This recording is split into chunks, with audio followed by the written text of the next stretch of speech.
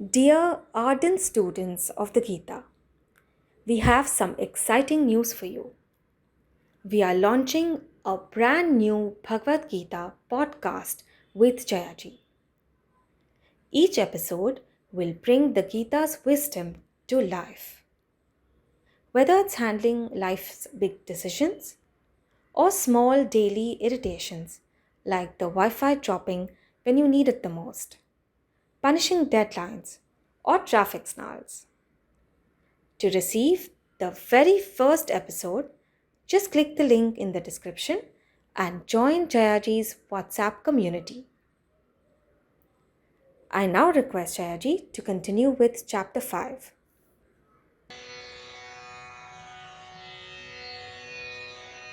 ॐ सहनाववतु सहनौ भुनक्तु सह वीर्यङ्करवावहै तेजस्विनावधीतमस्तु मा विद्विषावहै ॐ शान्ति शान्ति शान्तिः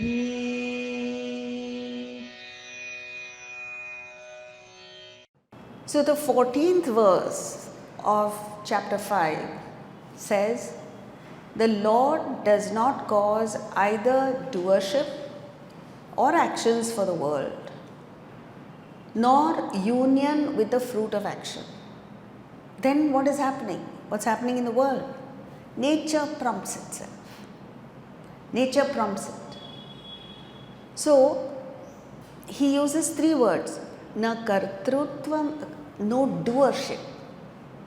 So when you understand exactly how things operate, how action comes about, and that you are Atman, then you have no sense of doership, no sense that I am the doer, which we all have now. You see, the lower your spiritual development, the greater is your ego.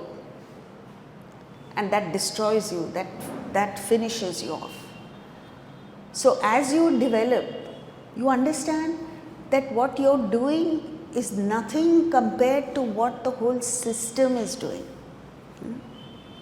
Right from the cosmos, just the very fact that the earth is at the right distance from the sun, the solar system is moving at its own pace, everything seems to be just right for you and me to act, to do whatever it is that we're doing.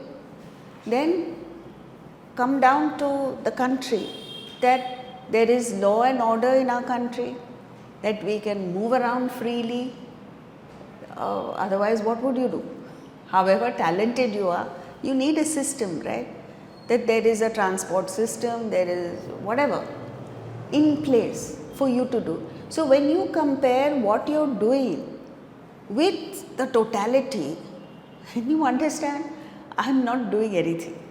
It's not even worth talking about. So that doership must go as you evolve. That's assuming you're evolving. Na karmani, no actions. Where does action come from? Okay. Action comes from, let's go step by step. How does it come? Why do you perform an action? Desire first, na? You have a desire to perform that action, whether it is singing or doing a marathon or playing badminton or whatever it is. Where does the desire come from? Thought. At some time you thought about it. Now why is it that thought for badminton comes to you and not to you? Vasana. So everything, all actions in the world spring from Vasana. But you are not Vasana. Who are you? Atman. Therefore, there is this total objectivity. Again, as you evolve spiritually, you begin to get objective. That Sakshi Bhav comes. So, I am not doing it, it's just functioning. Whatever has to happen is happening. I have nothing to do with it. So therefore, now when you know there is no sense of doership before you perform the action, there is no sense that I am performing the action, you have nothing to do with the action. There is naturally no union with the fruit of action. Like fuel in a car has no desire to go anywhere, right? Whether it goes or not, it doesn't make any difference. And you can't attribute the result of your driving to fuel, because the same fuel can be used for safe driving, the same fuel can be used to destroy yourself. Fuel has nothing to do with it. So you become 100% objective, and that is the secret of enjoyment. You can enjoy anything in the world provided you are objective. The moment you get involved, entangled in anything, the first thing that happens is you suffer. Whatever happens, you suffer. If good things happen, you suffer because you want more, and then you're afraid maybe I'll lose it. If bad things happen, of course you suffer. This way, you enjoy every moment of your life and you grow. You grow into a magnificent personality just through objectivity. Just try and practice objectivity. How do you do that? Observe. Don't jump into situations. Just observe. And mind you, this has nothing to do with behavior. You can be very excited about something. You can be very enthusiastic externally. But within yourself, you're objective. But there are other people who on the face of it look as if nothing is impacting on them. But internally they are very agitated. So you really can't tell from the outside.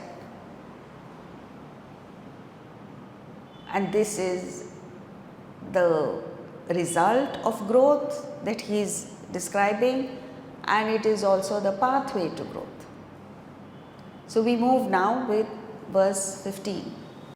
नादत्ते कस्यचित् पापम् न चैव सुकृतं विभुः अज्ञानेनावृतं ज्ञानम् तेन मुह्यन्ति जन्तवः.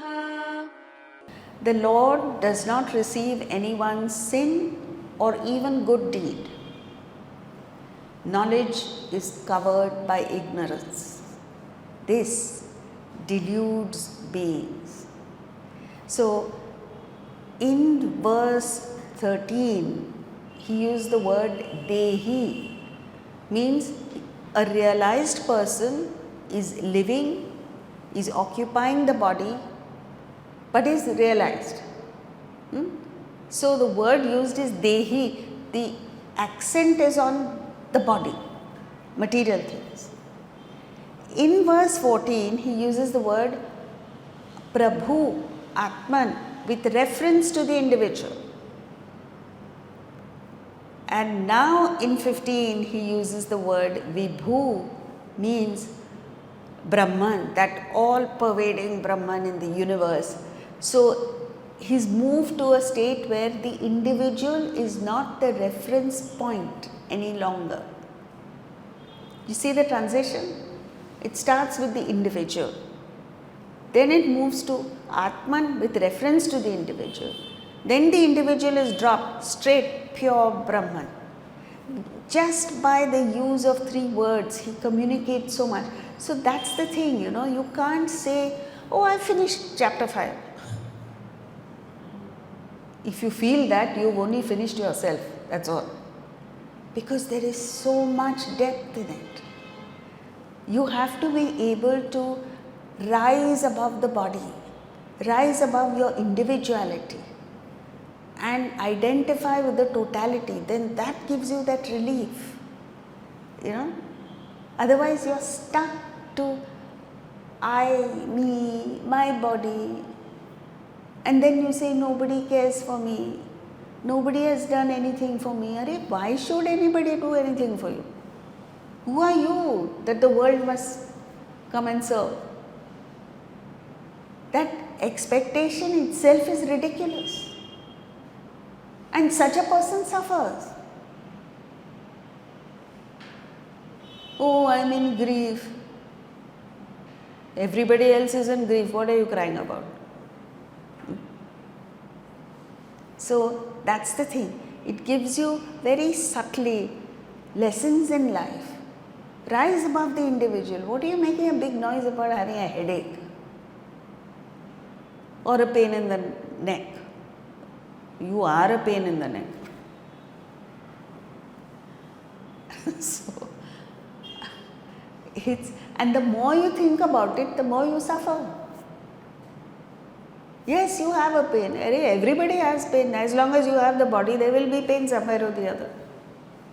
As long as there is a mind, there will be sorrow somewhere or the other. Accept it.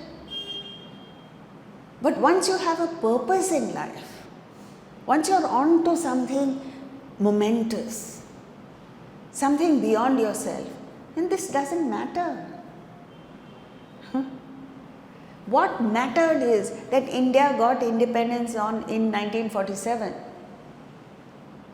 Whether Gandhiji had a headache or Nehru had a stomach ache, how does it matter?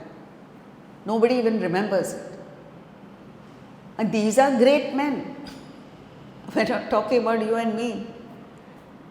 So you must understand the insignificance of the individual. How do you understand that? When you understand the importance of the totality. Like right now, you must understand it is the country that matters. We are on the cusp of great development, or we can implode within ourselves. That's true of any society, right? And what will make us great are these values. Go back to our source. Go back to that which made us great in the past. And then it will be a different story for all of us. You know, you take a drive on the coastal road now, and it's so nice to see trees that were planted are coming up. There's greenery. It's clean, at least so far. And then you feel so good that, oh, finally our city is looking good. You know? And then you develop the desire to, yeah, let me also contribute towards it. Let me also do my little bit. So, this is it. The Lord does not cause either doership nor action. No, sorry, where are we? The Lord does not receive anyone's sin or even good deed. So, from a very narrow perspective, it's all about sin and good deeds. But actually, from the point of view of Atman, there is no sin. There is no virtue. What is there? There is only Atman. See, it's like this. When you are in the dream, what is important?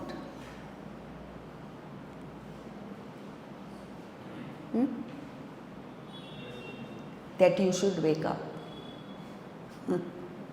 It doesn't matter what you do in the dream, whether you do great charity in the dream or you are a selfish person, doesn't matter. From the point of view of the waking state. So that's what he's saying. From the viewpoint of Atman, there is no sin or punya or papa. They don't exist. It's imagination. Then why do all the religions of the world say do good? Because as long as you are in the dream, this world waking state is also a dream-like state, right? As long as you are here and you haven't yet reached realization, if you perform negative actions, which means selfish actions, to that extent you will be agitated, the mind will be disturbed. Then you are in no condition to put in effort to get to realization. Therefore, peace of mind is a prerequisite, right? For which you must be righteous, for which you must do good. But goodness by itself has no value with reference to the fourth plane. You understand? Now don't go home and say it doesn't matter whether I do good or bad. That's not true. So, Atman has nothing to do with punya or papa. They don't exist. It's like on a screen, whether you project the most gruesome murder or you project the most saintly person, it makes no difference to the screen.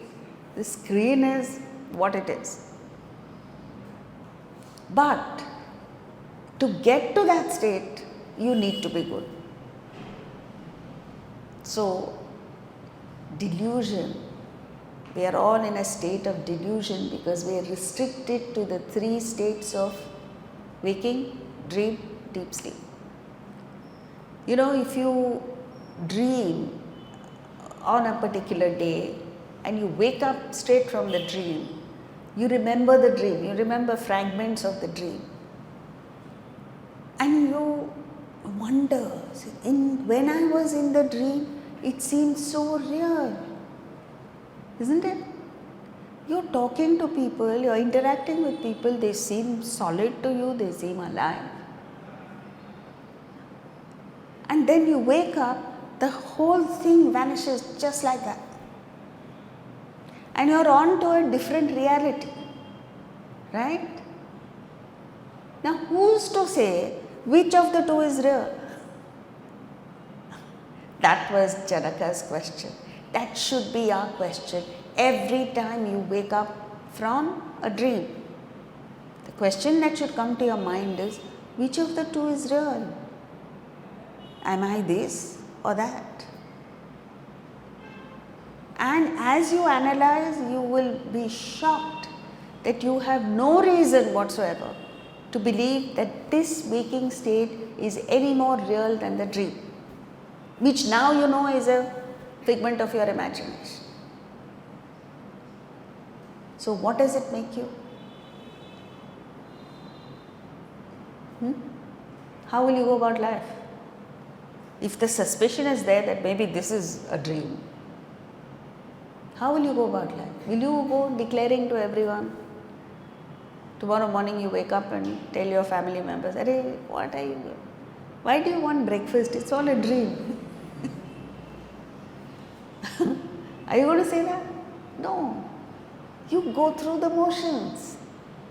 You do whatever is necessary. But you do it beautifully. You do it with grace and perfection. Why? Because you are objective. It's a beautiful state to be in. It's a beautiful state. It doesn't last. It might last a minute or two. Yeah.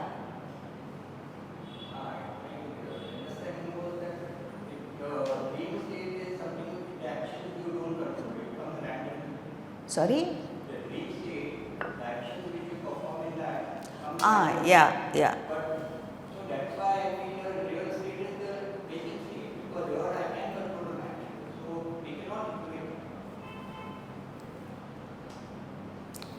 See, the difference between the dream and the waking state is like the difference between, you go back to the old movies, no? Like Charlie Chaplin movies. You know, the movements were very staccato. It wasn't smooth like it is now. They were black and white, and you could see that it's not real. Now, the movies are so realistic. They are 4D. You know what it means? If you're watching a horror movie and on the screen you see somebody throttling you, it actually happens. Out of the seat, something comes and grabs your neck. Do you know that? So it's like a 4D effect. But that doesn't mean it's real. Isn't it?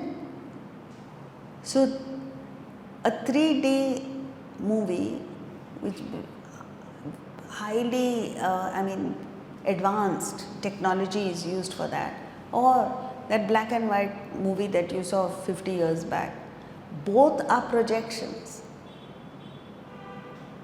This seems more real, that's all. You have no control over anybody else's actions, even your own actions. You want to eat less and you eat more.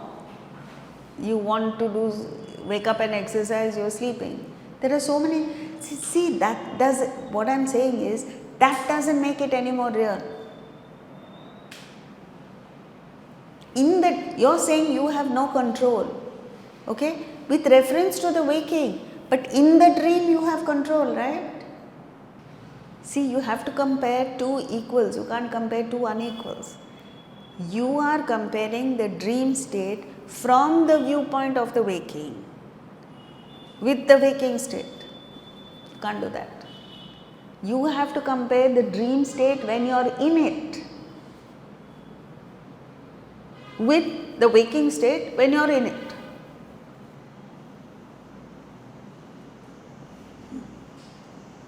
It's very difficult because you are so rooted in the belief that this is real and that is not real. But that's why you have to project that when you are in the dream, right? I'll tell you, the other day I dreamt that I was talking to my parents. I was interacting with them in a perfectly normal, everyday, absolutely nothing dramatic, normal everyday occurrences, normal everyday conversation. In the dream, it never occurred to me, my parents are no longer there. I'm talking to them. Suppose they were to come alive now in the waking state, I'd get a heart attack. Isn't it? That's the thing. So the question that arises is that real or is this real? You don't know. And you will know only when you get to the state of realization. What will you know? Correct. That nothing is real. Both are projections. Dream is like black and white, still. Waking is like 3D, moving. That's the only difference. So, you say this is real, but that has no meaning because the same you in the dream says that is real. When I was in the dream, I would have sworn that they are my parents and I am talking to them. This actually happened. So these are rare moments when you remember a dream. Normally you don't. Because if you slip from the dream to the deep sleep state and wake up from deep sleep, it's gone. You don't remember. This deludes beings. So you must understand, we are in delusion all the time. Next verse. ज्ञानेन तु तदज्ञानम् येषां नाशितमात्मनः तेषामादित्यवज्ञानम् प्रकाशयति तत्परम्. Like the sun, knowledge reveals the supreme in them whose ignorance is destroyed by knowledge of self. So, with this verse, we enter the fourth topic of this chapter, Pathway to Enlightenment, verses 16 to 21. So, just as in Atmabodha, he says, knowledge is the only antidote to ignorance. And he gives the example of food, just as fire is for cooking. Now, you can make different kinds of cuisines. You can have Mexican food, you can have Italian food, Indian food, North Indian, South Indian, vegetarian, non-vegetarian, whatever food you make. For you to be able to eat that food, there is only one thing that will make it palatable. And what is that? Fire. Cooking. You can put all kinds of ingredients to enhance the taste, texture, whatever. But fire you need. Similarly, for you to be able to find solutions to your problems, for you to find freedom from agitation and stress, what do you need? Knowledge. What kind of knowledge? Knowledge of self. Knowledge of self means, in the absolute sense, knowledge of Atman. But in the relative, you know yourself better, you know what's going on inside you, so on and so forth. As you come to know yourself better, you know how to deal with the world better. You understand what's happening around you. You reach out to people through this understanding. That here is a person who's insecure, here is a person who's agitated, here is a person who's egoistic, here is a person who wants attention, whatever it is. When you assess people for what they are, then you can figure out a way of dealing with them. But if you are ignorant, you don't know yourself, you don't know anybody else, you don't know how the world functions, how are you going to live life? So, it's extremely important. Knowledge alone destroys ignorance. There is a discussion, there has been a discussion that there are educated people, there are doctors, there are engineers, there are all kinds of educated people, but there are negative people. There are people who can't get along with anybody. There are people who want to destroy others. How do you deal with that? Education alone is not enough. What do you need? Values. Are they being taught? No. No school in the world teaches it. No university in the world teaches it. And therefore, you have, with education, you have just knowledgeable brutes, that's all. You have people who have the technology to destroy themselves and others, that's it. And still the world hasn't woken up. In a world where transportation has brought people together, in a world where technology has enabled you to connect with people thousands of miles away, what is happening? Inside us, we are entertaining thoughts of hatred, divisiveness, separateness. And that is what is leading to all this. Hatred. I don't like you because of the color of your skin.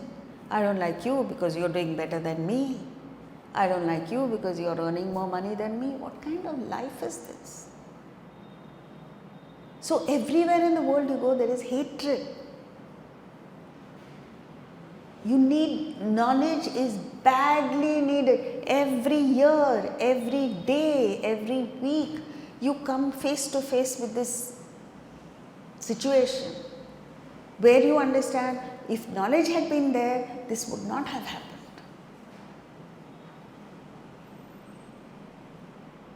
So, the intellect is that which has the capacity to guide the mind properly. And the conscience entertains high values. So, the mind can reach out with love, the mind can separate you with hatred. So, what you need is something that evokes positive emotions in you. So, in the religious field, either it is an idol or a concept or a temple, church or mosque, whatever it is.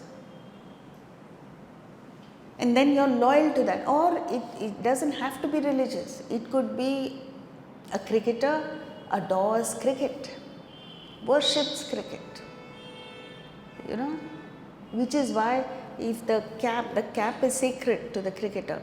If somebody stamps on it, he gets very annoyed because that is sacred to him. To a tabla player, the tabla is sacred. It's like God. So on and so forth. Then you become steadfast. You become focused. Nothing distracts you. It's interesting when you want something, when you're focused on something, you see only that, you don't see anything else. You should go by your own experience. Let's say you are at a dinner function and you're talking to people and there is music playing in the background and suddenly your favorite song is being played. It's very soft. And the person who's talking to you is much louder than that. Suddenly what happens? Your mind shifts to the tune. And you're nodding your head. It seems as if you're listening. You've completely switched off from what's happening here. Has it not happened to you? Huh? That's what we should entertain. So if your thought is on the higher all the time, your goal, whatever that goal is, you're interacting with people, you're eating, you're drinking, you're doing whatever your daily activities are, but your focus is there. And that gives you tremendous joy. Can you imagine, like a person like Sachin Tendulkar was asked, what were your happiest moments? He said, when I was practicing my shots out there in the hot sun. So that the cricketing field becomes his temple. That is what he worships. So to a lawyer, maybe the courtroom is what he adores. To a tennis player, that field is what he worships. There has to be something in your life that you love, that you adore, that you worship. Because if that is not there, then you're like a rudderless ship. Then you go whichever way. Then you are open to negative thoughts. You're a fertile ground for negativity, hatred, acts of violence.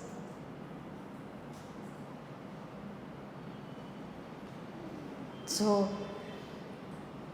it's an amazing thing.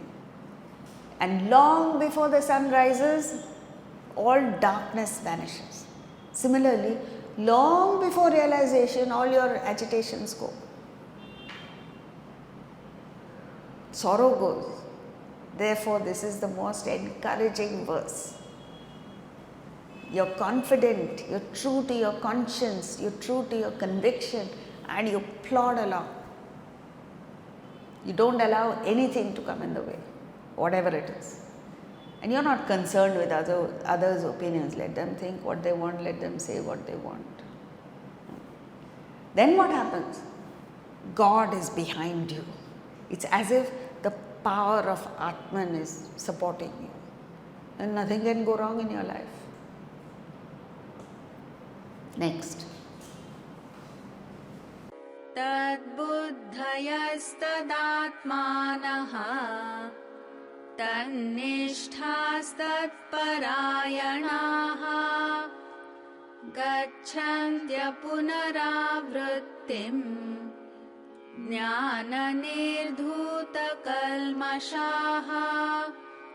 They go to the state of non-return, who have the intellect on that, who are merged in that, steadfast in that, whose final goal is that, whose sins are destroyed by knowledge. So if you see the trend of thought, it starts with verse 16, which says how truth is reached. How truth is reached is thought by thought, action by action, emotion by emotion. It's like if you see a lake that is covered by a thick layer of moss and you want to see a reflection in the lake, how can you do it? You can put both your hands in it and separate that. You'll see your reflection, but only for a while, for a few seconds, and then the moss covers it again. Similarly, your vision of reality, of Atman, of the higher, can be like this. Sudden moments of inspiration. You listen to a lecture that just lifts you, or you listen to music that inspires you, anything. Momentary, you get this sudden, glimpse. But before you know it, you're back to your same selfish, egoistic being. But the permanent way of doing it is take a handful of moss, keep it on the surface. Another handful, keep it there. And you keep on and on and on and on doing it for days together. What has happened? What's happened? Nothing has happened. The same moss is there, the same you are there. And then sometimes you feel disheartened. You say, what am I doing? I'm very far from Atman. But no, it's not that nothing has happened.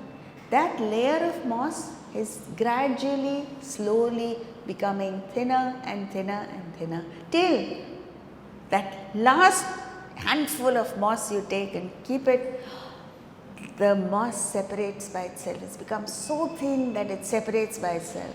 And then your vision is permanent. That is the state that we are talking about. How truth is reached. Verse 17, that state with reference to the past, no vasanas. 18, when we'll come to that. 18 is with reference to the present, equal vision, samadarshana. What a beautiful concept that is. And then we'll come to it. So here he is talking about vasanas. 17, with reference to the past. They go to the state of non-return who, so here, in fact, forget spiritual development, anything you do in life, there has to be a coming together of your mind and intellect. Your intellect must support what you like to do, and the mind must like what the intellect has decided to do. Like you say, I must wake up in the morning and study the Bhagavad Gita and then go for a walk, exercise. You must, when you wake up in the morning, you must wake up and look forward to what you had decided to do, right? You can't wake up and say, oh hell, I have to exercise. You start the day like that, you will be saying, oh hell, throughout the day. You must look forward to it. And yes, there is that pain, that few moments of pain when you wake up, you want to go to sleep. Many of us put the alarm on snooze and go back to sleep. But when you actually wake up and you fight those few moments of not wanting to, and then you sit and I don't know, it's like freedom. And then you go for a walk, that's more freedom. And you come back rejuvenated, all ready for breakfast, and the day goes well. So, mind and intellect should come together. If it's constantly fighting, if you're fighting with each other, your mind and intellect are fighting, or you don't like what you're doing, how can you progress in life? So whatever the intellect conceives, the mind must love. What your mind loves, the intellect must support. Then he says the final goal is that. And as you approach that final goal, it's you can sense it, you can feel it. You can feel the power within you. Power of what? Just peace.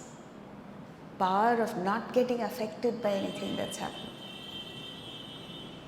The power of just being able to communicate with people. And that's it. And then you know what happens? Whatever you think happens. But it should not be selfish. Whatever thoughts come in your mind must be for the good of people, good of the other person. It's not a good of lakhs of people. It's not that. Even if it's one person, you genuinely feel for a person and you want to do something for that person. It happens. This is called sankalpa. Casual thought comes in your mind. It happens. But you shouldn't depend on it. Because you haven't reached that state where every thought will come. But just watch how it functions. And then the sin is destroyed. And from that state, there is no return. In fact, you forget realization. Even the interim stages, there is no return. Life is a one-way street. It's like, your arteries and veins in your body, blood flows unidirectionally. Do you know that? There are valves that prevent the blood from coming backward. It just goes forward. Life is like that. It pushes you forward. You can't go back. You grow a little bit spiritually. You understand a little bit. You can't go back to the stupid life you led earlier. So the past is all stupid. Don't even look at it. Keep moving forward. And there are built-in,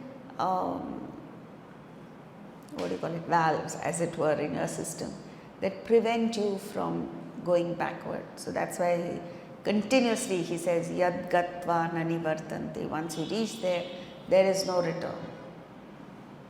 Next verse.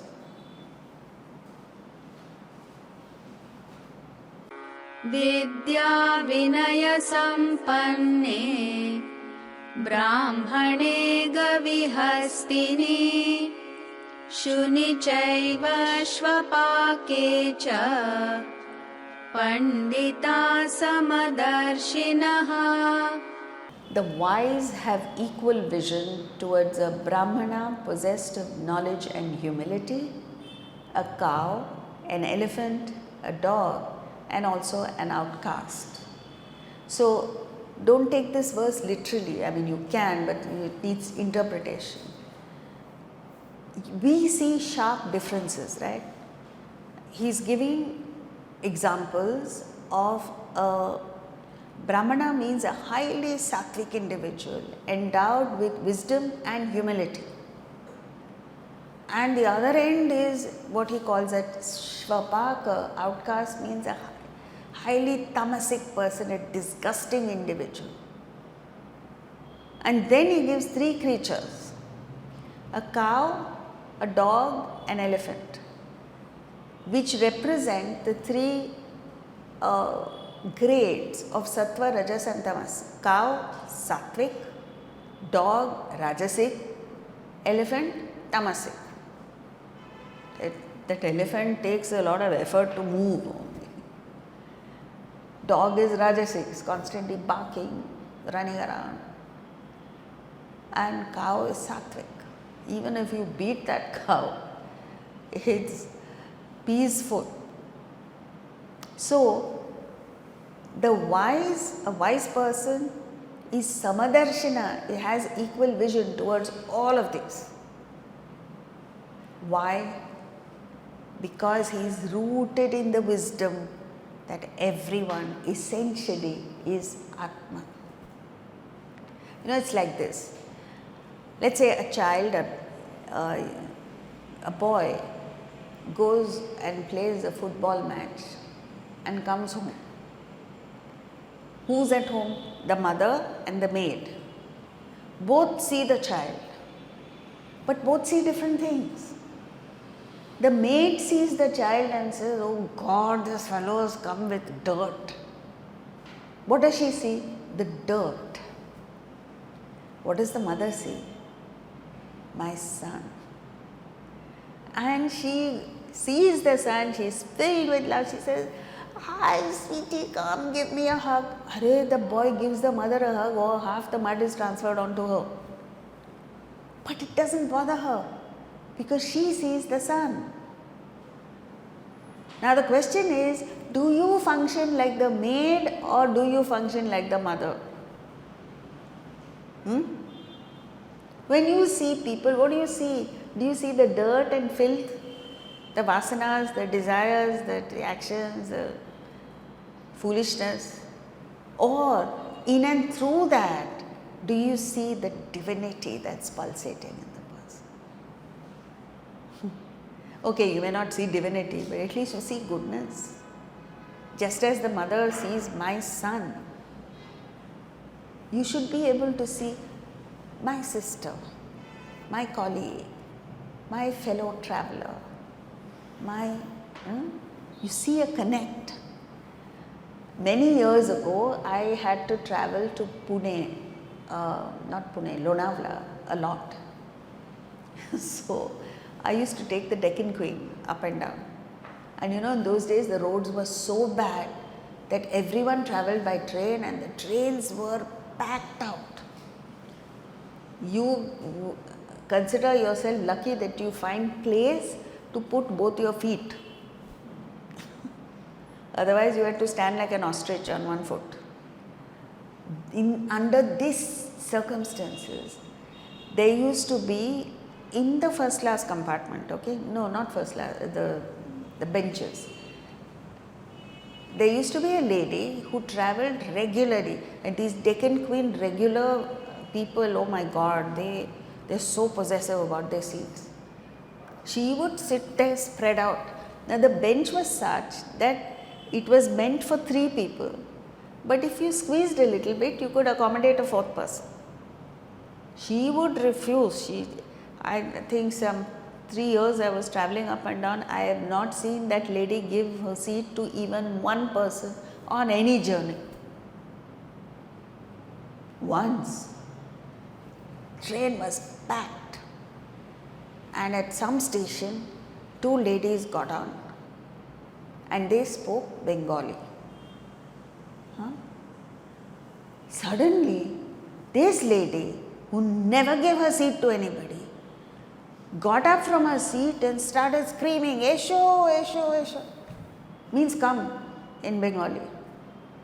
What was the difference?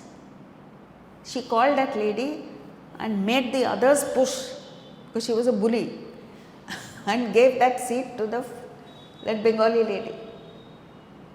What is the difference? This one person she connected with. Why? Oneness. Now the question is, when you see oneness, you must see the difference. How do you feel? Never mind what happens to the other person. How do you feel when you see oneness? You feel good, na? When you give your seat to somebody, when you share your lunch with somebody, you, so many things. You give a lift to someone. It feels so good. Why are we steeped in otherness? That is the thing. The wise, we, the senses, see separateness, but the knowledge reveals the unity. So the wise see differences. It's not as if they don't see. It's not as if a wise man doesn't see the difference between you and the chair. Of course he sees. But he understands the oneness. Unwise create differences. Where there is oneness, they create differences and impose uniformity. You must, this is the thing, this is what is happening in the world. You must think like me. You must follow the same religion as me, otherwise I kill you. What kind of thinking is this? Nature, God, whichever God you owe allegiance to, this you must accept, has created diversity. Don't you see that? No two flowers are alike. No two dogs are alike. No two peacocks are alike. How do you expect human beings to be identical? Impossible. Even children of two parents are not identical. And then you say, impose uniformity. So that is growth in a human being, and we in India are lucky to have had this wealth of knowledge that asserts oneness. Let everyone be healthy, let everyone be peaceful, let everyone be happy. This is the prayer that every Indian prays. You don't pray that destroy my neighbor and be good only to my son. No Indian prays like that. No person of wisdom ever thinks like that. And we must together fight that. How?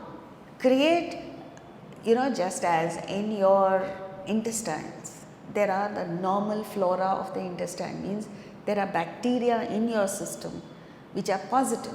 They create a pH, means an acid alkaline balance, that is unfavorable for disease causing bacteria. That is why you can eat street food and still survive because of these bacteria. Similarly, what spirituality does is it creates an environment of goodness in your mind which is unconducive for negativity. So the people throw negativity at you, it dies right there. But if you are weak and you don't have this strong positivity within you, you are susceptible. Your immune system is not strong enough. You fall. Fall for what? Gossip about mother-in-law, sister-in-law, father-in-law. Then it becomes so bad that you start hating yourself. In fact, hatred is nothing but hatred towards yourself, and that destroys you. Swami Vivekananda, he had gone to the court of a Maharaja, and every king then used to have entertainment in the evening after they finished their whole day's hard work. So a lady came, a dancer, to perform. And when Swami Vivekananda saw this, he got up and left saying, I am a sannyasi, I can't see this. And she was a truly spiritual person. So she sang Surdas's bhajan, which said, Prabhu more avaguna chittana dharo. Oh God, don't look at my sin. You're supposed to be Samadarshina. Swami Vivekananda heard this, realized his fault, went back, apologized to her, and sat through the performance. So this is it. Even at a high state of development, you may be judgmental. Don't be that. Whatever be the externals, you should be able to see through and see goodness in a person. It's an amazing concept, and we must live it, think it, integrate it into your system, and live it. How do you start? Whenever you see a fault, neutralize it. Whenever you see negativity, neutralize it. With what? Positive. Now, you may not be able to see Atman. How can you see Atman in a mother-in-law? You've got to be realized for that. But at least understand that that person is helpless. When you have a particular vasana, let's say a greedy vasana, how else will you function except through greed? So you are a helpless victim of your own vasanas. And if you're able to see that in another person, you are compassionate. You sympathize with the person because you know he is suffering and he will suffer. Up to that you can go. Right? Next verse. इहैव तैर्जितः सर्गः येषां साम्ये स्थितं मनः निर्दोषं हि समं ब्रह्म तस्माद् ब्रह्मणि ते स्थिताः. They conquer birth even here, whose mind is established in equality. Brahman is flawless and samam, the same. Hence they rest in Brahman. What a verse, what a superb verse. If you understand it, it's fantastic. So he's saying they conquer birth means, see, in Vedanta, in spirituality, when you understand how things function, you don't grieve death. Death actually is a freedom, moksha. What do you grieve? Rebirth. Rebirth is the problem. So when they say they conquer birth means, and what causes birth? Vasanas. So when you've conquered birth, it means you have neutralized your vasana. No more vasanas. How do you reach there? Whose mind is established in samam, equality. That equality of vision. So that really determines your spiritual level. To what extent do you see equality? You'll say, my family, my brothers, sisters, their children. And at some stage you say, beyond that, I hate. You know? Why do you hate? After all, the person is a human being. So where you hate, you have to start from. Where you have this prejudice. You know? And it's so deep rooted that it doesn't go. Like, let's say a person has entertained hatred towards a particular person for a good 20 years. This is a true story. I am not naming because it's being recorded. So he has entertained hatred. He is a journalist. He has written negative things about the person. He has torn that person to bits in his writing or through his work.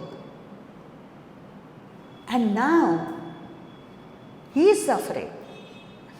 Okay? He is fallen ill, he has gone through some health issues. And that person whom he has attacked for 20 years continuously reaches out to him and says, how are you? Take care of yourself. Do this, do that. Gets into the details. How will you feel? I'd hate to be in his place. You feel like horrible. Here is a person that I've hated for 15, 20 years. And now when I'm ill, I'm really down and out. He's reaching out to me. That is it. That's why they call Yudhishthir Ajatashatru. Ajatashatru means and Yudhishthir was an embodiment of goodness. So how do you define goodness? Where you don't think another person can actually do you harm. Yudhishthir was like that. He didn't think Duryodhan could do him harm. That's why before the Mahabharata war started, he went across to the Kaurava camp alone, without any security, to pay homage to Bhishma and Drona, to touch their feet, and came back. And the wonderful, interesting thing is, nobody touched him. You know? One side. That is the definition of goodness. And when you become an embodiment of goodness, Ajatashatru means one whose enemy is not born. It's not that inimical people were not born. He did not consider anybody an enemy. That gives you power. Therefore, it is in the entire Mahabharata, the only person who got to realization was Yudhishthira. Yeah. Example where the journalist is doing his or her job, so if he has whatever is that person who is written about negativity, maybe if it is a fact, then it is. It's not about facts, it's about your feeling. You feel hatred towards a person, and that person returns your hatred with love, with affection, with compassion. How do you feel? That's the point. It's not about whether it's a fact or not. Who cares? Who knows whether it's a fact or not? But you are hating, na? Unnecessarily. That's the thing. Therefore, Brahman, see, what you need to understand is Brahman, Atman is present in equal measure in all beings. The worst criminal has Atman and the greatest saint has Atman. So, if you identify with Atman, then you see Samam everywhere. Then you see equality everywhere. It's like, see, a person who loves his country, genuinely loves the country, sees no difference between a billionaire and a beggar. In fact, he feels for the beggar more. He reaches out to the beggar, the leper, the person with a disease who is homeless. These are the people that you reach out to. A parent loves all the children equally, but supports the weak person. So that's what it is. And why do you see differences? Not because there are differences per se, because you're viewing the world through the prism of the body, mind and intellect. So the body has its preferences, the mind has its likes and dislikes. You like a certain type of person, you don't like another type of person. Your intellect has prejudices. And so there is sharp differences that you see. It's like passing a ray of white light through a prism, it refracts. So actually there may not be differences. How do you know? It's all in your mind. Right? Therefore, these few verses that we've done are superb. Such great teachings to us. What is the first teaching we looked at?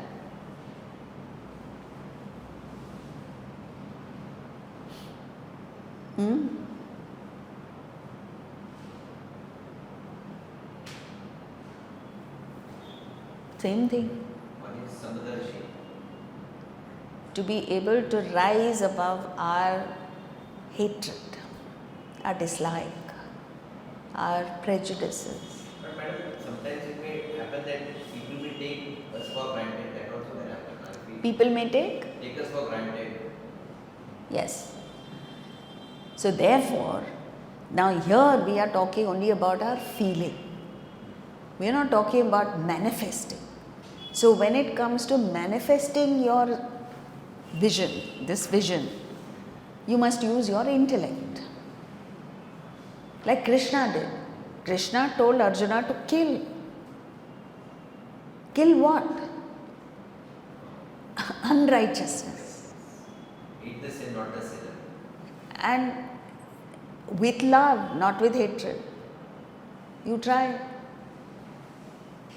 Anybody you love, you pamper. And those you dislike, you unnecessarily attack them. It's not about them, it's about how you feel within yourself and how powerful you feel once you rise above this. You still love a person who's returning, who you know is bearing ill will towards you. That is power. Because then nobody can do you harm. Right? Thank you.